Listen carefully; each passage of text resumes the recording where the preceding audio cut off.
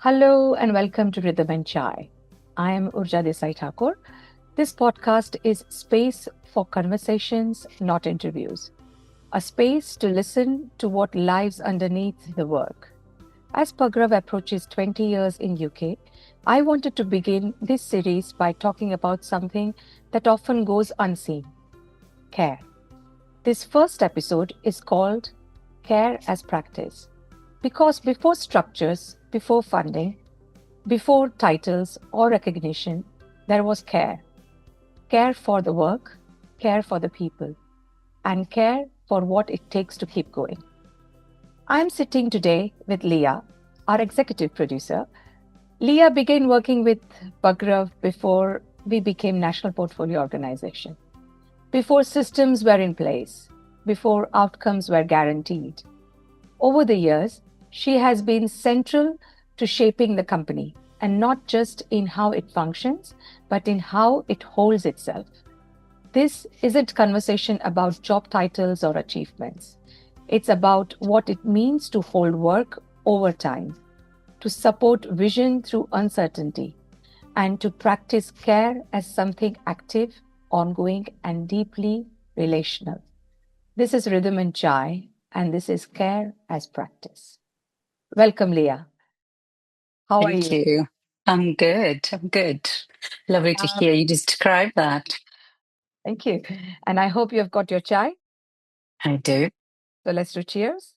Cheers. And while we are having a sip of chai, I'm going to share something with you and we can talk about it after that. But yeah, when my grandparents pass away and me and our generation have children, I'd like to be able to find places to speak Gujarati, but I can just already feel that like diminishing.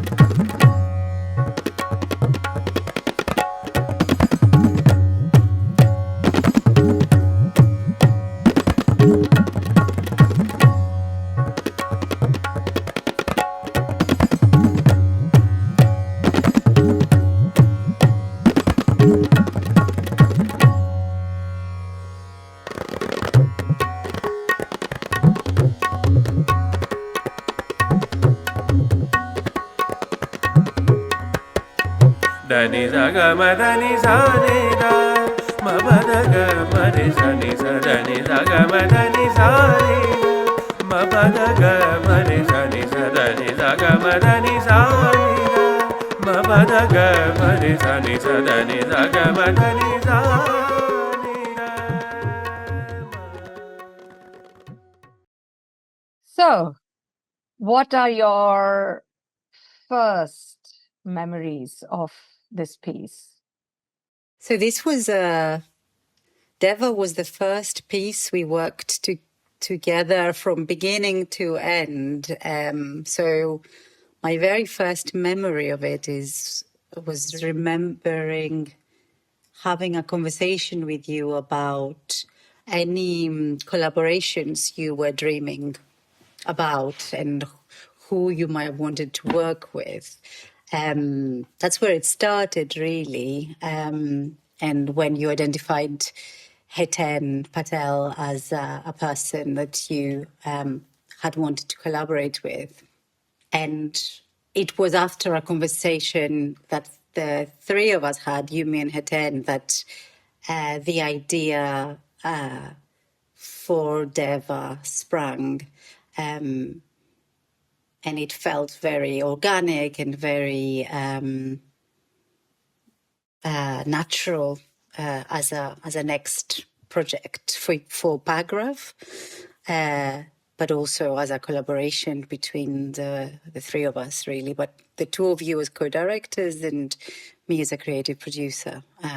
So that's my very first memory of that project. Yeah, for me, the first thought was when I see Deva. Of course, I see the collaboration between me and Hiten and you being the very integral part of that. not only as a creative producer, but the title was given by you. It was initiated. The conversation was initiated by you. So I felt really supported. And it was not something which was a part of your remit, like to do to what you were brought into the company at that time for. And it was so refreshing for me to. So when I see Deva, I see care. I see care for artist, care for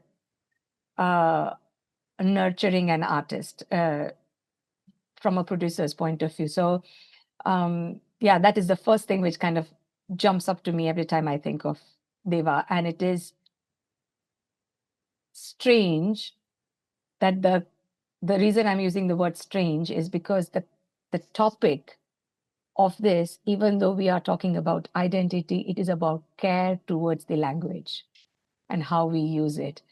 So it is all kind of, for me, it's nicely kind of bringing, as you said, organically bringing things together. Yeah. I think there was something common in our lived experience as well, that seemed to be different to the team we were working with, to the team of dancers, whereas, you and I have both in our let's call it youth, left our left our motherland, and we are both sort of part of the diaspora of our own countries in this country in first generation, and how we experience that, and how the artists that are second or third generation that are born here are experiencing it was very interesting and different. And so I would say that the care that was needed in order to approach this subject matter went through the project, especially because Heten and yourself were asking the performers to share their lived experience and their thoughts. So then that was done super carefully and was celebrated and became the soundtrack and was made front and center of what Deva was. And it feels really wonderful that we were at it was made possible because of the Stomping Ground Commission. And it was really fortuitous that also the place that year was doing the playground tour, I think for the first time. So the school version of Deva was shared with thousands of children, even in that very first year. And there's something really, really wonderful about that, don't you think? About being able to share curiosity around identity, and celebration of the other languages that are spoken at home with all these young audiences. Yeah. You joined Pagrav before it became NPO. And before it felt that, okay, now we have got a security. What do you remember from those early days? And after that, what did it made you to stay?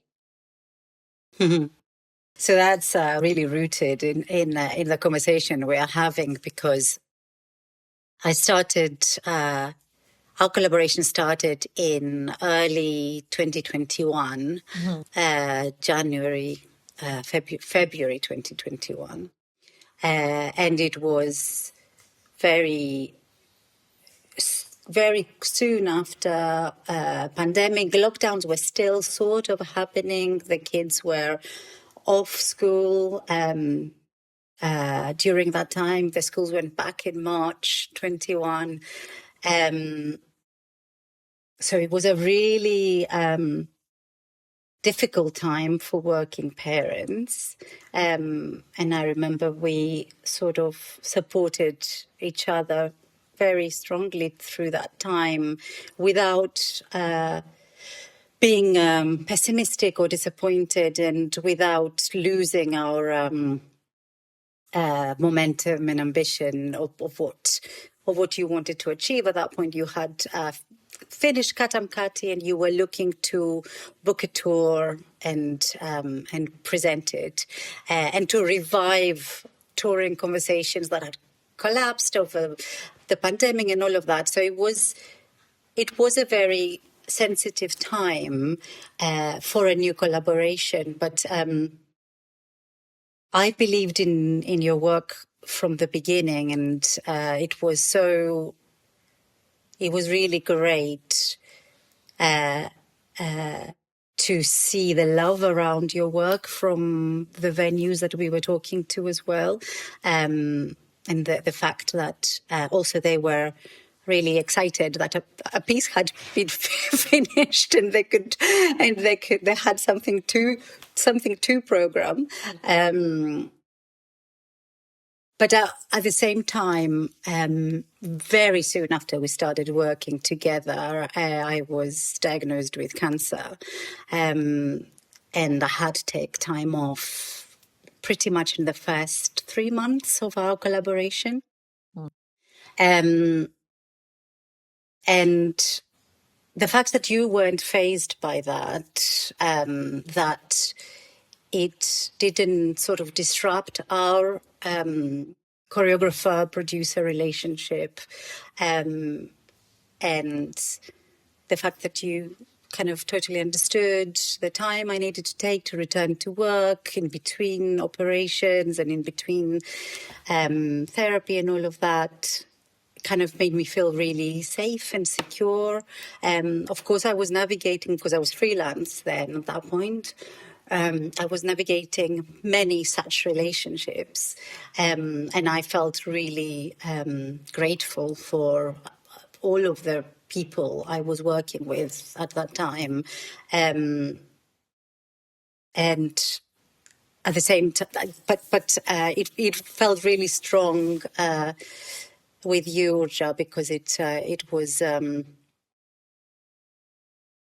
you had the space open if we needed to talk about it, if I needed to talk about it, or if I was tired or fatigued or anything. But at the same time, we would just dive into dreaming about the tour, about the work, about performers' availabilities, that good old chestnut, and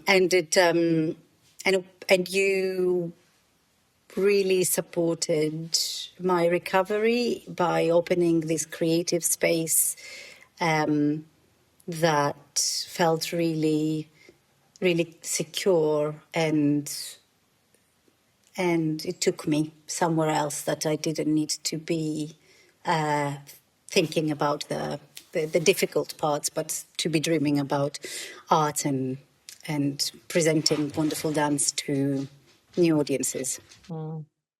But just to kind of, I know, but also to let you know that I never felt that you were, even though you were going through so much of problems health-wise, and I'm sure there would be days where you are feeling really not up to kind of, but I never felt that you were not there kind of to do the work. So it just felt, for me as well, it just felt very, very organic in terms of like, yeah, it's fine. Like if some days are good and some days are bad, but at the same time, when you were there, you were 100% there. So I never felt that, oh, I'm compromising anywhere, or I never felt that as well. So yeah, it is. I think again coming back to care as a subject, it is like caring about your colleague, your fellow people around, and fellow artists around, and that is quite important to hold that space for everyone. Absolutely. And I think it is, especially that time around the pandemic, it became really entangled identity with what we do as work, what is home, what is work, where are the lines, what kind of person you want to be and what kind of colleague you want to be, sort of merged very much. Parenting, homeschooling, working on projects, writing applications. And the year before we worked together, I supported a number of artists in kind to put in their applications for, the emergency support that the Arts Council was offering, and offered my time to kind of have conversations, as many organizations were doing it, but I was also kind of doing that off my own back at that time. It just felt like a shake-up, and I think it made me understand that the way I like to work is very people-centric. The art, the product is super important, but it's vital for me to sort of have that human connection and to enjoy the process as well as celebrate the result.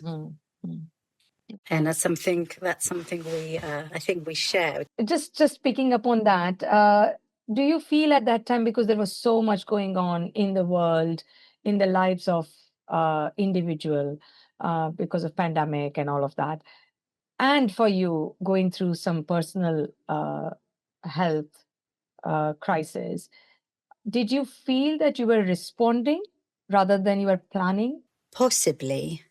I think the way my brain works is very much a kind of joining the dots kind of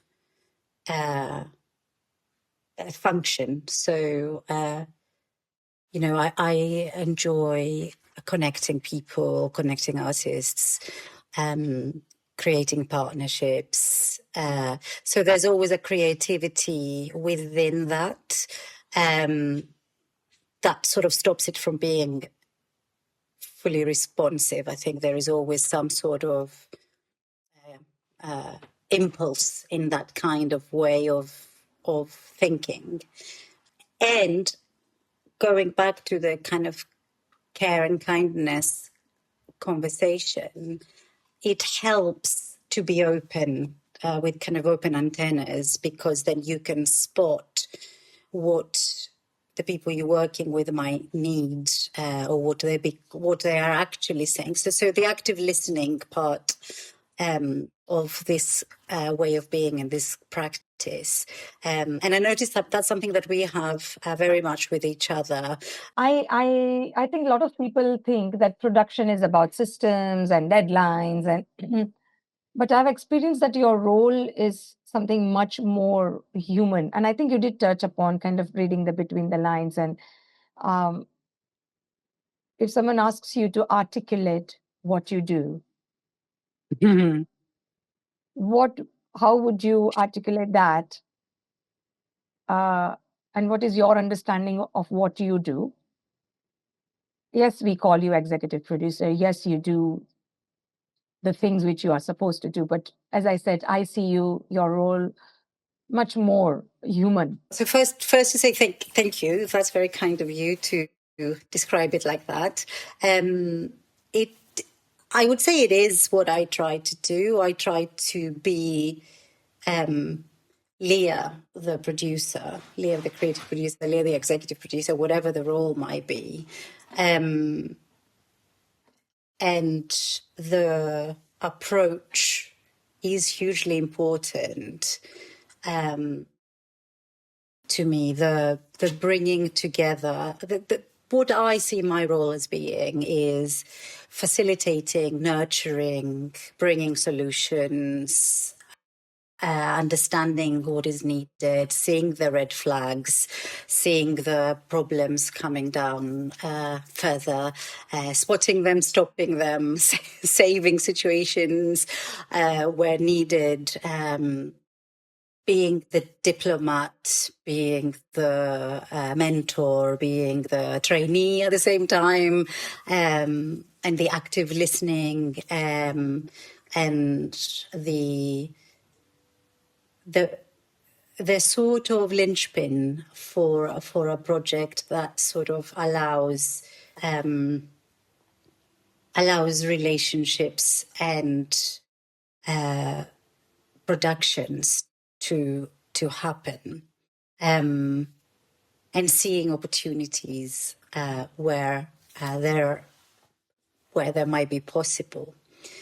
But I think in the heart of it is how much I care about the people I work with.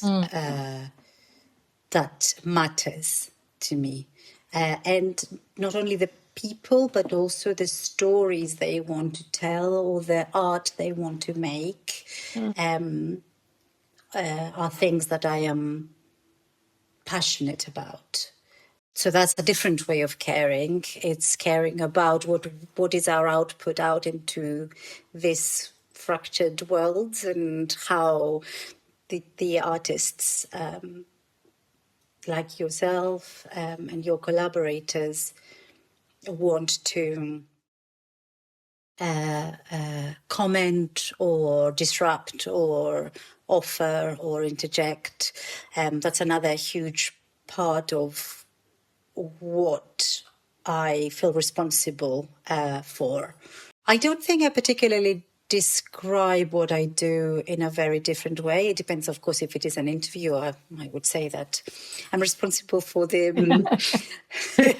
the budget and the economic kind of health and the deadlines and the partnerships and all of that. But I think the how all of these are approached is what I think you experience more. Yeah.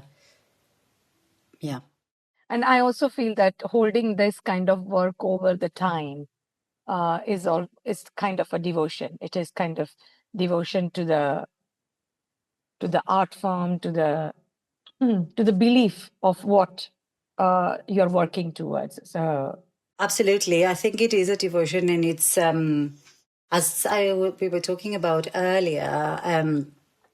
I think it also has to do with identity.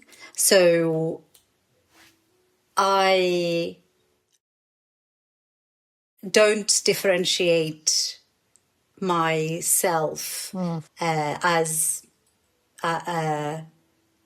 me from how I am at work. That authenticity of being genuine, being yourself, then it means that that the care and the devotion, as you call it, to the art that we are making together, or the cultural experiences that we're offering to participants, come from a huge place of care. And I think that is also another part of what we've been able to tap into and create together in Pagrav. Yeah. The way that we plan and what we care about becomes what we develop and what we produce.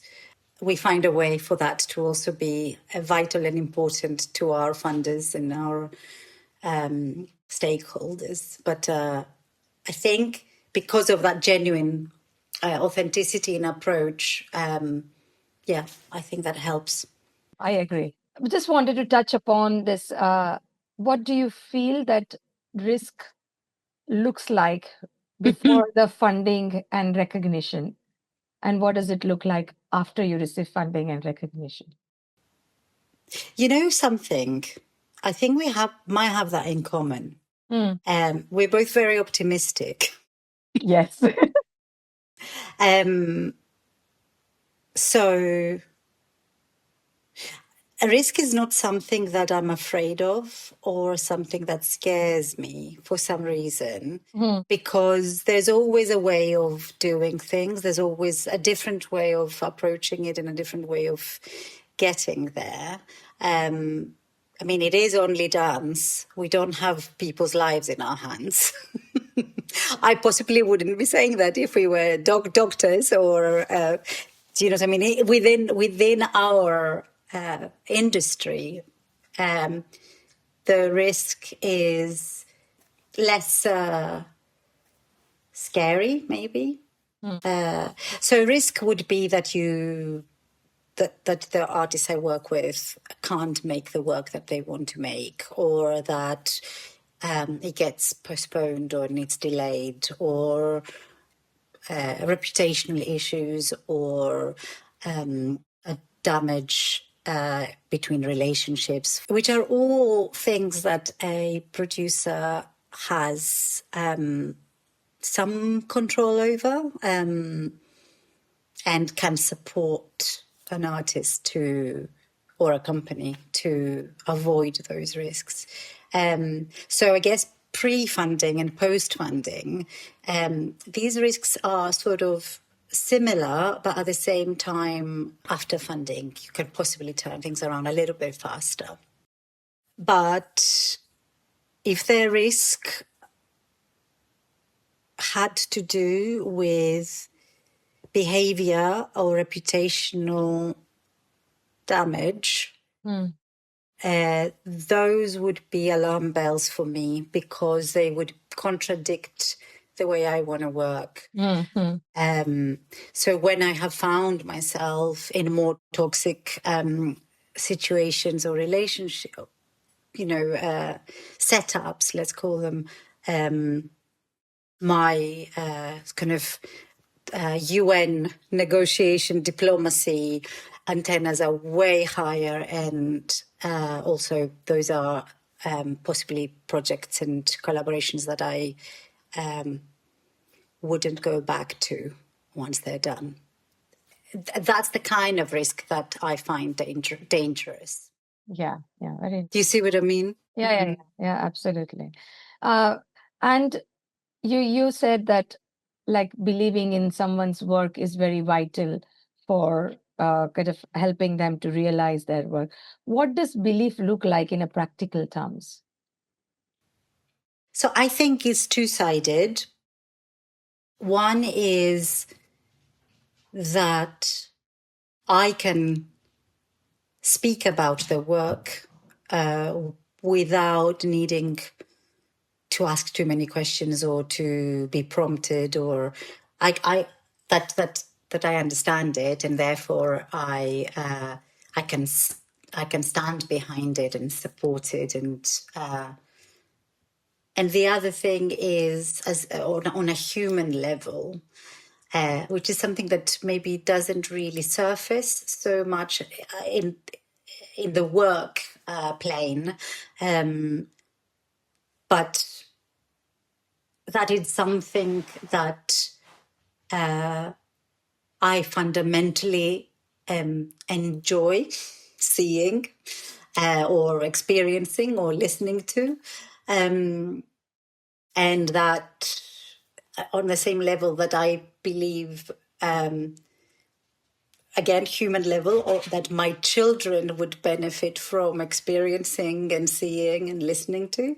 And on the third plane, that I think the community around us would benefit from experiencing. You have already touched upon it, and we said that care doesn't always mean kind of doing everything for that person. How would you hold boundaries without withdrawing the support? I think through conversation, and I think it's vital to sort of be open, and we have that definitely in our relationship, but also with other artists that I've worked with or work with. uh,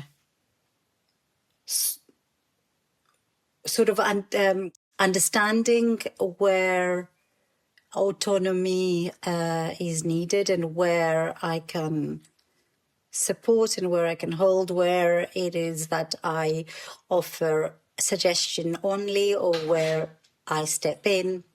And at the same time, where I ask for help and for the artist to take something over that would more genuinely, that would be more powerful coming from them, or that they need to consider and crystallize in their mind first before we workshop it again. But I think the dialogue and communication and the uncontrived communication is the way to keep those. And sometimes you do more than you should. Sometimes you do less than you should. It depends on the relationships, and I think we've talked about that many times. That the collaboration at work, whether it is on an artistic, a creative, an administrative, or whatever level, I think collaboration in its heart, it's about that human connection. Do you understand what I mean when I say this is high stakes? This decision is high stakes, or what when an artist asks something from me, do I get it, or do I have to ask him or her 20 questions? So, of course, that like any relationship, you can work on and develop and nurture. But I think that is key. Absolutely. I also feel that giving them space to say what they want to say, and then leaving it up to them to kind of see if they want to say anything or not. But you can hold that space for them, and that is an enough boundary from your side. And I feel as if, rather than kind of poking them about what the questions, exactly what you said, that asking them 1,000 questions, like rather than poking them, it's just allowed to be themselves, but at the same time not to kind of expect that they have to be revealing everything. Yeah, for sure. It has to do with everybody's boundaries, really, isn't it? Yeah. Exactly. Did anything shift when we became NPO for you? Yeah. I mean, it was really brilliant that we could grow our team and we could have more brains, more collaboration, more opportunities for exchange and sense checking and doing more, of course. But I think that was the key thing, that it allowed us to become an organization, a company, more so than you and I running the show. Yes. And what stayed underneath, which is the same before NPO and under? The way that you and I work together, like by osmosis, and we have a lot of shared ideology, I would say, or the vision. Our vision is very, very shared, but also the way we work. So I would say that is the solid, and that takes our colleagues with us. But yeah, the having having more people and more conversations actually refreshes that in many ways and reinforces the things that we believe about the work that we do. Yeah. And what was before NPO and now with NPO, something which is so strong underneath is the care about each other, care about artists, care about students, care about collaborators, care about the company, most important. So yeah, that I feel it's still something which is common. Is that something that you have found you've always looked for in your sort of relationships with producers or project managers? I have naturally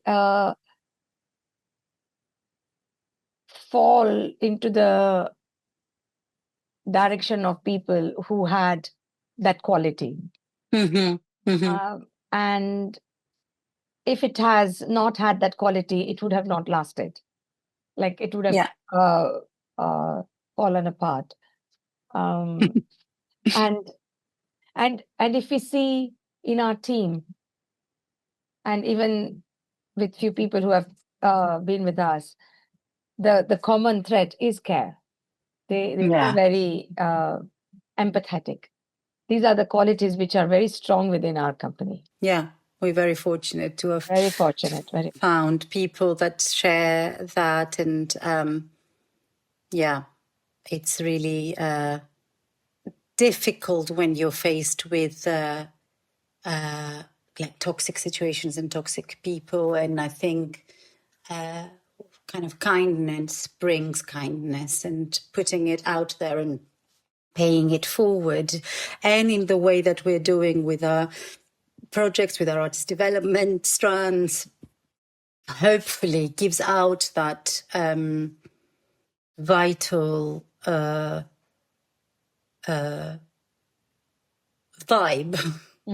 in a way of what we stand for and how we want to work. And the fact that we became MPO, and one of the first things we wanted to do is make sure that we are sharing the resources with emerging artists. And you've always believed in supporting the younger generation through teaching, but also through giving opportunities and artist development, and of course in your productions, and reaching far and wide to employ people that you've worked with, that trained with you, that haven't trained with you.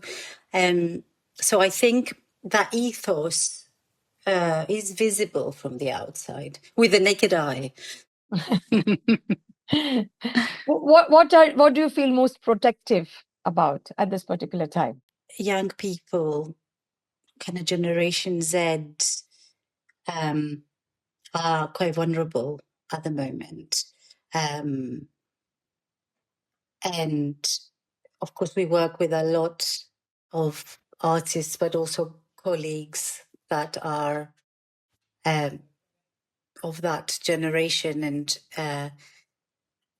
it does feel like there is a sensitivity needed in the interactions and in the way that we learn from them, we support them, we offer opportunities, both artistic and on the human level. I really enjoy the fact that they are so raw with their emotions and their needs, and so clear and vocal about it. I appreciate that, because it's out there, it's in the surface. It helps.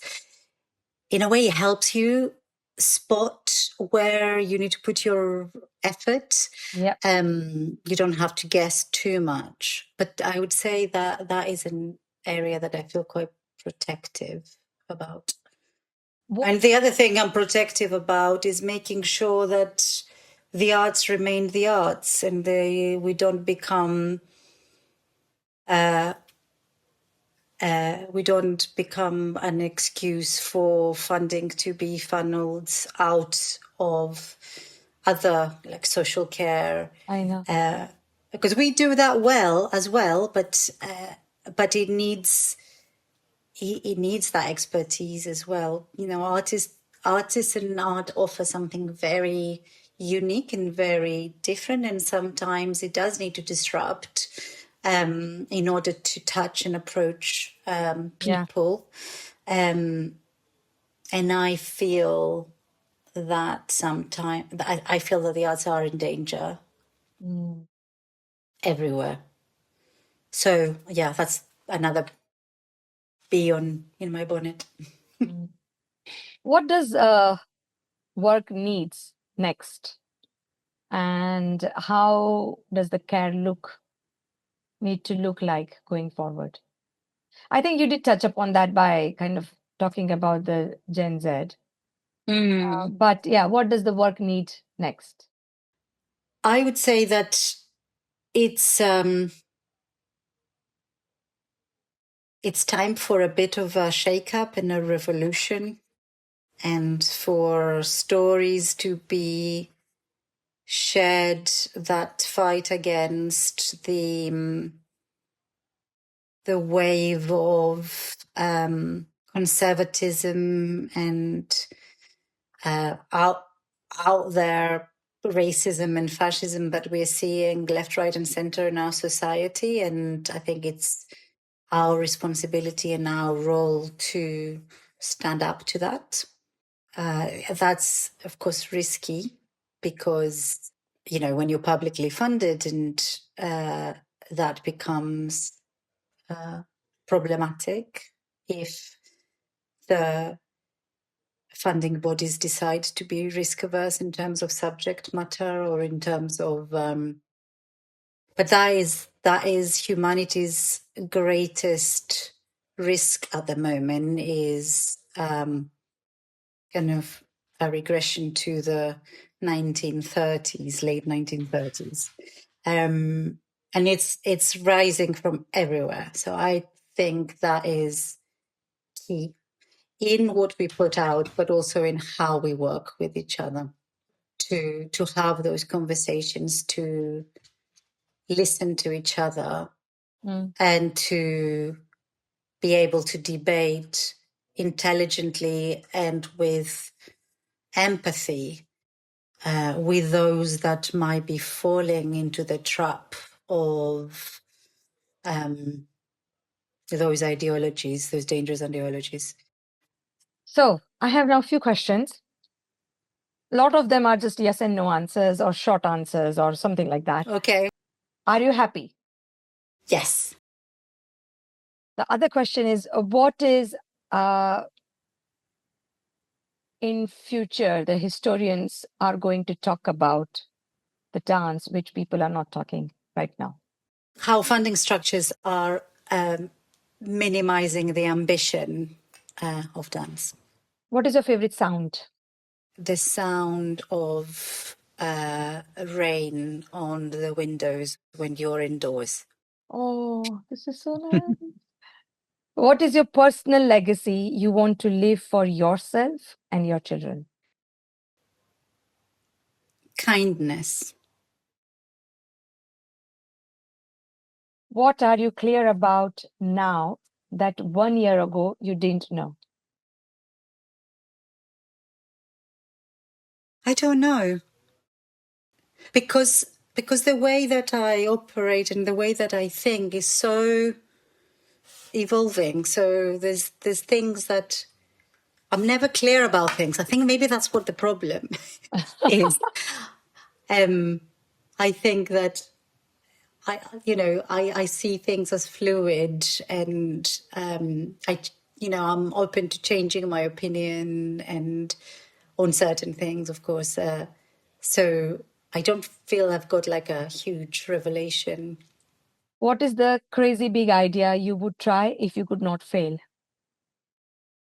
I would have a nationwide young audience kind of feedback project that connects artists with young people and children and help them get the feedback of that young generation about the work that they're making and the way that they're choosing to stage it. What is something people value that you no longer value? Hard work. I don't believe in that work should be hard. I mean, we all work hard. Yeah, that's exactly but what I'm saying, that you do. Yeah. I do, but it's different. It's about meaningful work or profound work or work that connects us or work that means things. So hard work, long hours, that sort of thing. Yeah. Okay. Yeah. Okay. And the last question, how do you take care of you? I enjoy a really lovely dog walk, the cinema, and how lucky we are this year with such lovely films out. But going to the cinema is a big thing because it relaxes me, but also it reminds me of being a teenager. I used to go to the cinema every Saturday. Lovely. Lovely. So thank you, Lia. No, thank you. It was just lovely to talking to you, but in a very different headspace. So thank you for that. Sitting with this conversation, I'm reminded that care isn't passive, it's practice, one that asks for attention, honesty, and staying power. Opening this series with Lia feels important because it reminds me that no work survives on its vision alone. It survives because someone chooses to hold it. This is Rhythm and Chai. Thank you for listening to Rhythm and Chai. These conversations are about remembering, and it's about recognizing the people and relationships that hold the work up. If something in today's conversation stayed with you, I hope you will carry it forward. Join me next time as we continue listening to what lives beneath the rhythm, shared slowly over a chai.